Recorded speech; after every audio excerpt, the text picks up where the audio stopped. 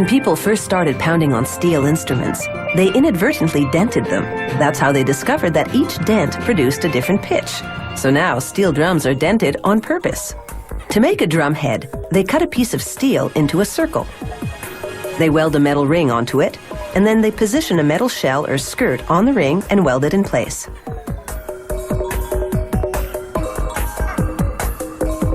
The drum is held in a big clamp, while a worker pinpoints the drum head's exact center.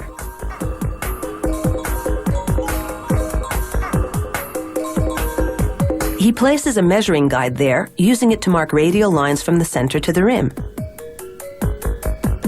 Each line is 10 degrees apart.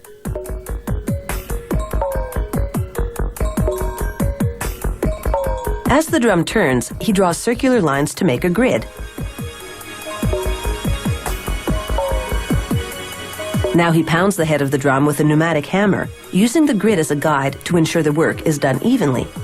It takes 8 hours of hammering to transform the drum into a bowl-like shape. This is called sinking the drum. Then, with a special guide for curved surfaces, a technician measures out another grid inside the bowled drum head.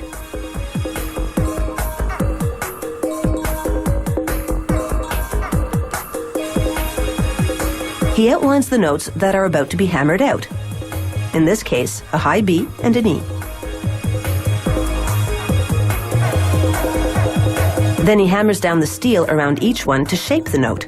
Getting this right takes skill and a lot of time, up to 50 hours.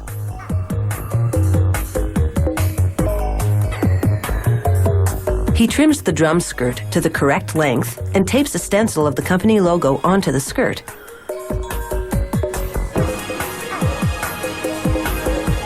This device is an electrical etching machine.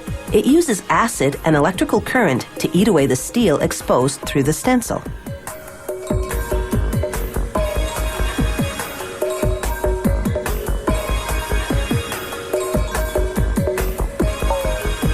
Now, a technician wields an ultrasonic thickness probe.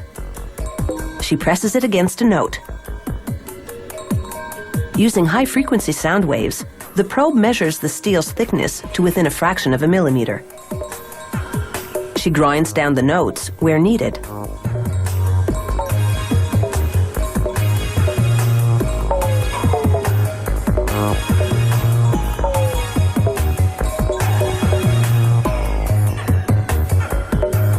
Using a scribing tool, she scratches a line around each note so it'll be visible to the player.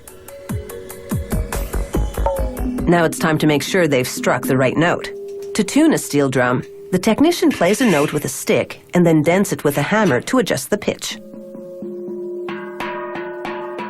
You have to have an ear for this job. He hammers the note until it sounds right. Sometimes he turns the drum upside down to knock out a note from the underside.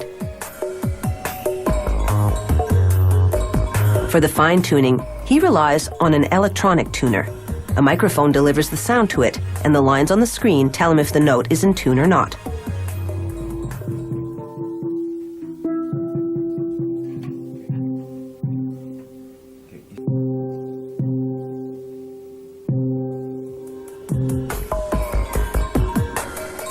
Next, he burns the border of each note with a blowtorch. Then he cools it down with water. The process tempers the steel, making the notes more resonant. He tunes the drum again, checking for flaws.